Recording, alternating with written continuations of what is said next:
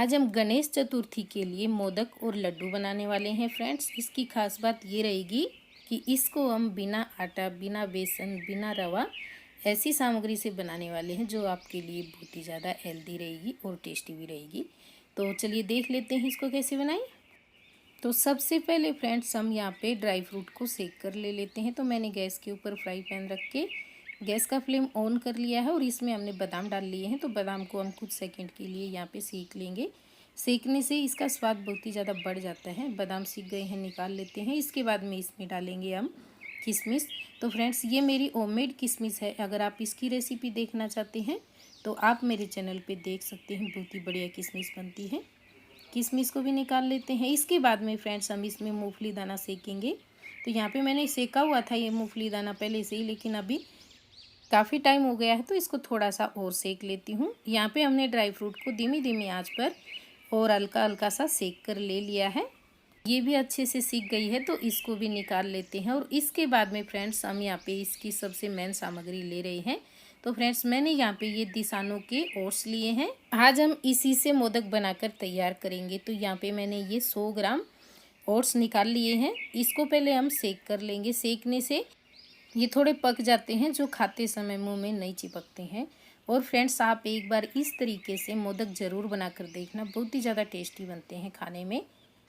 तो यहाँ पे हम इसको मीडियम फ्लेम पे और लगभग 2-2.5 मिनट तक सेकेंगे। इतने में ही ये सीख कर तैयार हो जाते हैं, लेकिन इसको हमें लगातार चलाते रहना है। जब ये सीख जाएंगे तो इसमें से बहुत ही अच्छी सी खुशबू आने लग जाती है। तो आप समझिए ये सीख गए हैं। तो यहाँ पे हम गैस का फ्लेम बंद कर देंगे और इसको थोड़ी सी देर ऐसे ही चलाते रहेंगे ताकि इनका टेम्परेचर थोड़ा सा कम हो जाए। और ऐसे ही छोड़ देंगे तो ये जो है ना, नीचे के जो ओट्स हैं ये ज़्यादा ब्राउन हो जाएंगे, इसलिए इसको चलाकर बिल्कुल ठंडा कर लें। इसको साइड में रख देते हैं ठंडा होने के लिए। और जब तक हम हमारी बाकी की सामग्री पीस कर तैयार कर लेंगे, तो यहाँ पे हमने जो बादाम भून कर लिए थे उनको डालेंगे, साथ में मूंगफली दाना, किशमिश भी डाल लेते हैं। और इसके बाद में फ्रेंड्स हम गणेश जी के लिए मोदक बना रहे हैं तो इसमें हम थोड़ा सा खोपरा ज़रूर डालेंगे। तो ये मैंने डेसिकेटेड नारियल लिया है और ये हमने ले लिए हैं 5 छोटे चम्मच, जो घर में खाने वाली चम्मच होती है खाना खाने की, वो 5 भरकर ले ली है। अब ढक्कन लगाकर इनको पीस लेते हैं। और फ्रेंड्स पीसने से पहले ये जो पूरी सामग्री है ना, ये अच्छे से ठंडी होनी चाहिए। गरम गरम आप ना पीसे। इस तरह से अगर आप मोदक बनाते हैं ना फ्रेंड्स, तो आपको बिल्कुल भी टाइम नहीं लगेगा। बहुत ही जल्दी बहुत टेस्टी मोदक बनकर तैयार हो जाएंगे। पीसने के बाद इसको एक बोल में निकाल लेते हैं। और इसके बाद में हमारे ओट्स भी अच्छे से ठंडे हो गए, तो इनको भी हम साथ साथ पीस लेते हैं। यहाँ पे ओट्स को एक बार हम पहले पीस लेंगे ठंडा करके, और उसके बाद में फ्रेंड्स इसमें डालनी है हमें बाकी की सामग्री। ये अच्छे से पीस गया है। अब फ्रेंड्स मैं इसको आज शक्कर, बूरा या फिर खांड के साथ नहीं बना रही हूँ। इसको बिल्कुल हेल्दी वे में बनाने के लिए मैंने यहाँ पे गुड़ का इस्तेमाल किया है। तो मैंने जितने यहाँ पे ओट्स लिए थे उतना ही मैंने गुड़ ले लिया है। और अब इसके अंदर हम गुड़ को डाल लेंगे।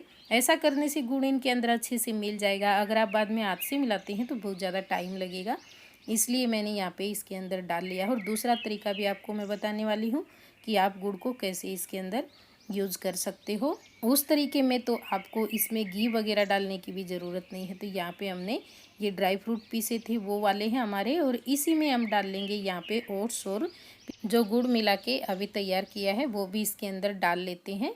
तो यहाँ पे गुड़ पूरी तरह से पीसना ज़रूरी नहीं है फ्रेंड्स, बस हमने ये इसलिए चला लिया ताकि अभी हमें इसमें हाथ से मेहनत ज़्यादा ना करनी पड़े, इसके अंदर अच्छे से मिल जाए। एक आधा टुकड़ा बचा है तो कोई बात नहीं है, उसको हम हाथ से भी अच्छे से इसके अंदर मिक्स कर लेंगे। तो यहाँ पे आप फ्रेंड्स देख रहे होंगे ये बिल्कुल सूखा सूखा सा है। तो इसको बाइंड करने के लिए हम यहाँ पे इसके अंदर 4-5 छोटे चम्मच घी का इस्तेमाल करेंगे। अगर आप घी का इस्तेमाल नहीं करना चाहते तो आप इसके अंदर दूध या फिर मलाई डालकर भी इसको बना सकते हो, लेकिन उसकी लाइफ कम होती है। अगर आप घी डालेंगे तो ये ज़्यादा दिन तक रख कर आप खा सकते हो।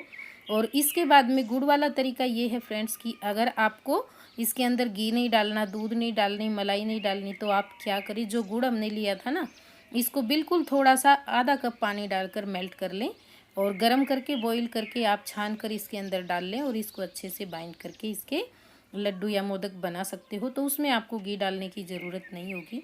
तो ये देखिए बिल्कुल छोटे 4-5 चम्मच घी हमने डाला है और इसको अच्छे से मिलाया। तो मिलाते मिलाते ये एकदम अच्छे से बाइंड होने लग जाता है इस तरीके से।